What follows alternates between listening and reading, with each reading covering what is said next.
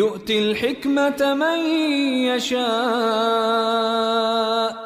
আসসালামু আলাইকুম ওয়া রাহমাতুল্লাহ নাহমাদুহু ওয়া নুসাল্লি আলা রাসূলিহিল কারীম আম্মা বাদ। আজকের এই দর্শে আমরা মদিনার মাদ্রাসা বা মাদ্রাসায়ে নববী নিয়ে আমরা আলোচনা করব। সন্দেহ নেই যে রাসূল সাল্লাল্লাহু আলাইহি ওয়াসাল্লাম হলেন প্রথম প্রতিষ্ঠাতা এই মাদ্রাসার। এই দ্বীনের সব কিছুর অর্থাৎ এই দ্বীন সম্পৃক্ত যা কিছু রয়েছে সব কিছুর জন্য তিনি হলেন প্রথম প্রতিষ্ঠাকারী। ফলে তার এই মসজিদ হলো এই উম্মতকে নেতৃত্ব দেওয়া, দুনিয়ার দিক থেকে, দ্বীনের দিক থেকে, ইলমের দিক থেকে, আমলের দিক থেকে সর্বোত্তম স্থান। ফলে তার এই মসজিদ হলো কেন্দ্র বা মার্কাজ, যে এই উম্মতকে নেতৃত্ব দেওয়া দ্বীনের দিক থেকে, দুনিয়ার দিক থেকে, ইলম এবং আমলের দিক থেকে। রাসূল সাল্লাল্লাহু আলাইহি ওয়াসাল্লামের মৃত্যুর পর সাহাবায়ে কেরাম জিহাদের জন্য এবং ইসলামকে ছড়িয়ে দেওয়ার জন্য পৃথিবীর বিভিন্ন প্রান্তে ছড়িয়ে গিয়েছেন এবং মদিনার মধ্যে অল্প কিছু সাহাবায়ে কেরামগণ রয়েছেন যাদেরকে খোলাফায়ে রাশিদিনগণ তাদের মশওয়ারার জন্য এবং মদিনার মধ্যে ইলমকে ছড়ানোর জন্য রেখেছিলেন।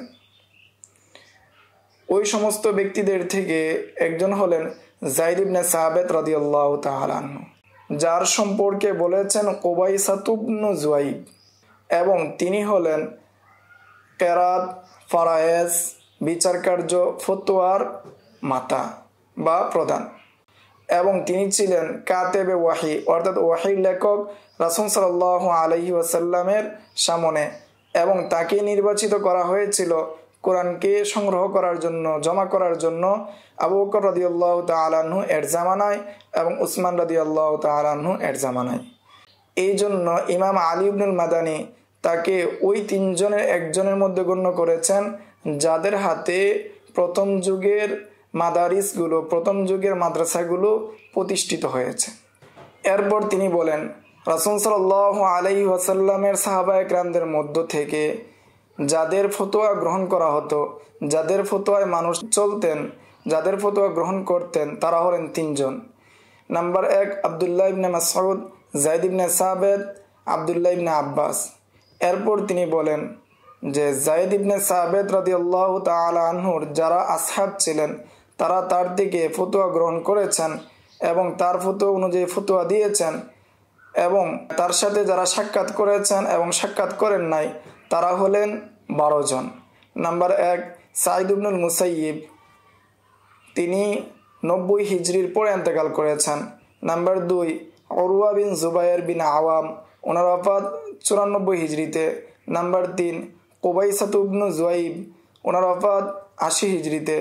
4 নাম্বার খারিজাতু ইবনু যায়েদ বিন সাবিত, ওনার ওফাত 100 হিজরিতে। সুলাইমান বিন ইয়াসার, ওনার ওফাত 100 হিজরিতে। আবান বিন উসমান বিন আফফান, ওনার ওফাত 105 হিজরিতে। 7 নাম্বার উবাইদুল্লাহ বিন আব্দুল্লাহ বিন উতাইবা বিন মাসউদ, ওনার ওফাত 94 হিজরিতে। 8 নাম্বার কাসেম বিন মুহাম্মদ বিন আবি বকর, ওনার ওফাত 106 হিজরিতে। 9 নাম্বার সালেম বিন আব্দুল্লাহ বিন ওমর, ওনার ওফাত 106 হিজরিতে। 10 নাম্বার আবু বকর বিন আব্দুর রহমান আল মাখজুমি, ওনার ওফাত 94 হিজরিতে। 11 নাম্বার তলহাতা বিন আব্দুল্লাহ বিন আউফ। 12 নাম্বার নাফে বিন জুবাইর বিন মুতাইম। এরপর তিনি বলেন যে এই সমস্ত ব্যক্তিদের মধ্য থেকে কতক তার সাথে সাক্ষাৎ করেছেন এবং কতক তার সাথে সাক্ষাৎ করেন নাই। এরপর তিনি বলেন তাদের মধ্য থেকে যারা তার সাথে সাক্ষাৎ করেছেন, তার সাথে লেখা সাব্যস্ত হয়েছে, তাদের মধ্যে হলেন সাঈদ ইবনুল মুসাইয়িব, উরওয়া ইবনে জুবায়ের, কুবাইসাতু ইবনু জুয়াইব, খারিজাতু ইবনু যায়েদ এবং আবান বিন উসমান, সুলাইমান বিন ইয়াসার, এবং যাদের সাক্ষাৎ সাব্যস্ত হয় নাই, লেখা সাব্যস্ত হয় নাই, সেমা সাব্যস্ত হয় নাই, বাকিরা হলেন যাদের সেমা এবং লেখা সাব্যস্ত হয় নাই, তবে তারা তার মাযহাব অনুযায়ী ফিকহ গ্রহণ করেছেন, তারা ইলম গ্রহণ করেছেন। এই 6 জন ব্যক্তির পরে মদিনার মধ্যে যারা ছিলেন, যারা তাদের থেকে ইলম গ্রহণ করেছেন, তারা হলেন 1 নম্বরে ইবনে শিহাব আজ-জুহরি, 2 নম্বর ইয়াহইয়া বিন সাঈদ আল আনসারী, ওনার ওফাত 144 হিজরিতে।